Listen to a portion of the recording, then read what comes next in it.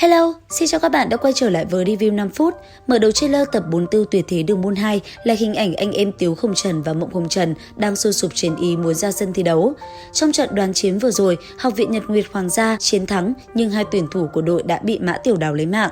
Bởi thế lúc này, ai nấy đều vô cùng căm phẫn. Không chỉ bọn họ mà khán giả cũng xôn xao nháo nhào hết cả lên. Cục diện nhà thi đấu lúc này vô cùng náo loạn. Lúc bấy giờ, đối Hạo gầm lên một tiếng. Tất cả im lặng, đội viên hai bên đã xuất ra toàn lực, thắng bại là chuyện thường của nhà binh, ai nhục mạ học viên một khi bị phát hiện, nghiêm trị không tha. Thân là nguyên soái cầm binh nhiều năm, tuy vị công tước Bạch Hổ này chỉ nói vài câu đơn giản nhưng lại tràn ngập ý chí sắt đá. Mọi việc cứ như vậy bị ông khống chế, một chút cường thế kia khiến cho sắc mặt Hoắc Vũ Hạo vô cùng khó coi. Là một nam nhi, ai mà không hy vọng cha của mình là một đại anh hùng.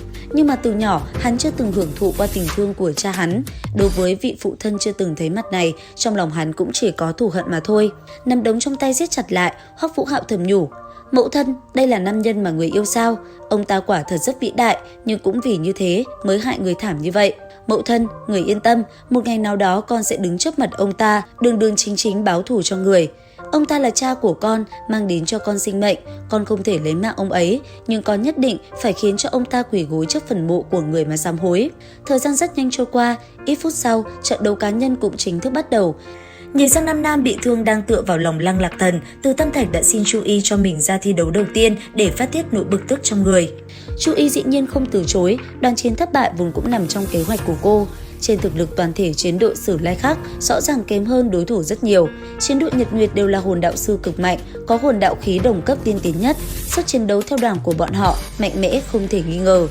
Nói cách khác, bọn họ có thể phát ra thực lực mạnh nhất ở trong đoàn chiến. Cứng đối cứng, cơ hội chiến thắng của Sử Lai khác không tới 30% thì mục tiêu của đoàn chiến chỉ có một. Đó là tận sức gây sát thương với đối phương, khiến họ bạo phát ra toàn bộ thực lực rồi nhận thua để bảo toàn lực lượng. Sự thật đã chứng minh chiến lược của Chu Y hoàn toàn đúng đắn. Không lâu sau, nương theo thanh âm của trọng tài, Từ Tam Thạch tiến ra sân thi đấu.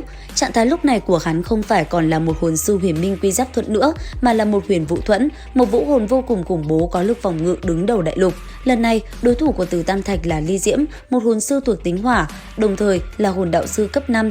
Nương theo tiếng hét lớn của Hoàng Tân Tự, hai tuyển thủ đồng thời bắt đầu hành động. Tay phải Ly Diễm nâng cao, một khẩu đại pháo thật to xuất hiện trên vai hắn, sau đó lập tức bắn về phía Từ Tam Thạch. Phía đối diện, một quầng sáng màu đen nhanh chóng lan tỏa từ tấm chắn thật lớn.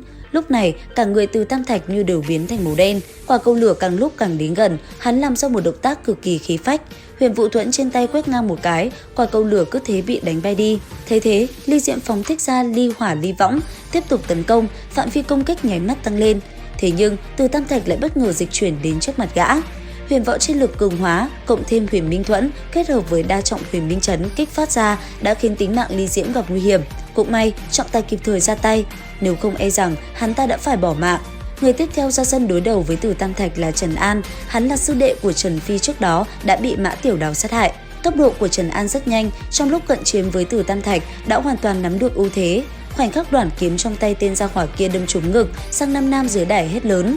Vốn dĩ Từ Tam Thạch đã gần như buông tay rồi, vậy mà nháy mắt sau khi nghe tiếng gọi đầy đau lòng kia, đáy mắt hắn chợt biến hóa. Khí tức hoang cổ mãnh liệt của thần thú nháy mắt xuất hiện.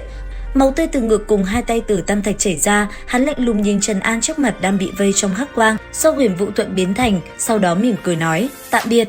Thiên sát đấu la vào tới, muốn ngăn lại huyền vũ giáng lâm của Từ Tam Thạch, nhưng rốt cuộc vẫn là không kịp. Trần An đã lập tức đi theo sư huynh của hắn. Dưới đài, từng tiếng thét lớn vang lên, người trong chiến đội Nhật Nguyệt điên cuồng, cầm đầu là lão sư, tất cả đều lao lên sàn đấu muốn trả thù. Nên biết đây đã là người thứ ba của bọn họ bị sát hại trong trận chung kết lần này. Thế nhưng đúng lúc ấy, Huyền lão đã phi thân xuống chắn trước mặt Từ Tam Thạch, sau đó gầm lên, các ngươi muốn tạo phản sao? Có giỏi thì bước qua xác của lão phu, rồi muốn làm gì thì làm. Lời vừa dứt, chính cái hồn hoàn trên người lão phóng thích ra. Trước tình thế ấy, các đội viên còn lại của chiến đội Nhật Nguyệt chỉ có thể ấm ức trở về. Sau khi ổn định, trận tiếp theo cũng được diễn ra. Đến đây thì cũng hết tập 44 Đấu La Đại Lục 2. Xin chào và hẹn gặp lại các bạn ở những video tiếp theo.